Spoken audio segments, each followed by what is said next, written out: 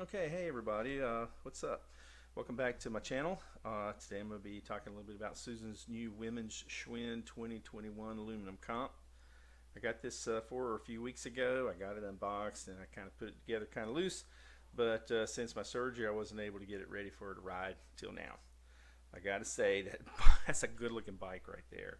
And since Susan's only 5'3", that lower top tube is a really good fit for her. I've heard some really good things about this model, and when I saw that it was online at Walmart in stock on the website, I decided I better go and get her one before it was too late. Um, yeah, good looking bike. So here's the real reason for this video. When the box arrived, I noticed that there was some damage, and unfortunately, like, it corresponded to where the rear derailleur was, and yep, turns out that the rear derailleur was bent, or actually it was the derailleur hanger, which is even better. Now, I could have sent it back. I thought about doing that, but I probably wouldn't have got her another one because they'll probably be out of stock then. So I decided I could just fix that hanger myself. It seems to be a pretty simple fix, and there are dedicated tools to help, but I figured just get it straight and it should be okay. So that's what I decided to do. Yeah, you can see it bent right there. So the first thing you got to do is flip it over, shift to the lowest gear, and using a 15mm wrench, loosen those nuts because that's a bolt-on axle right there, and get those loosened up so you can pull that wheel out of the way. Then it's just a matter of pulling that back wheel off, getting it off the frame, pushing your derailleur to the side, your chain to the side. Put that aside later because you're going to need that later. Okay, then you use a 5mm Allen wrench to unbolt the derailleur from the hanger. Once you get that unbolted, you set it aside. Then take a 3mm Allen wrench.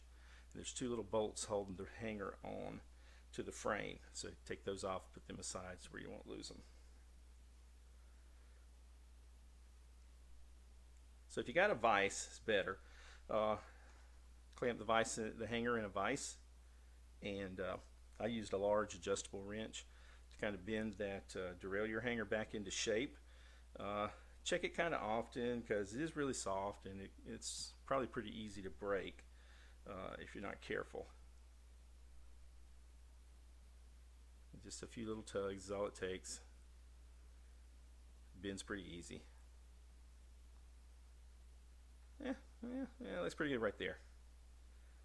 So once it looks straight, just reverse the process to put it back on. And make sure you test out the shifting. This aluminum comp was equipped with a Microshift 26C rear derailleur, and I really like the fact that when you're going down in your gears, it will skip about 2 or 3, at a time. So that could be pretty handy on the trail when you're climbing, and you need those lower gears to get you up the hill. So that's pretty good. And of course, once you test it out, you gotta make sure that everything works like it should. This was the first time that Susan got to ride it, and I gotta say she looks like a pro on it, ready to get her on the trails.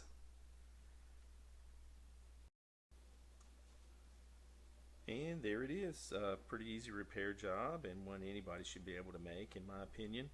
It probably wouldn't hurt for us to buy a couple of extra hangers for each of our bikes just in case one gets broken out on the trail. So once again, I just want to thank you for watching, and if you haven't yet, please give me a thumbs up and subscribe. I want to thank you for your patience as I learn the ins and outs of YouTubing.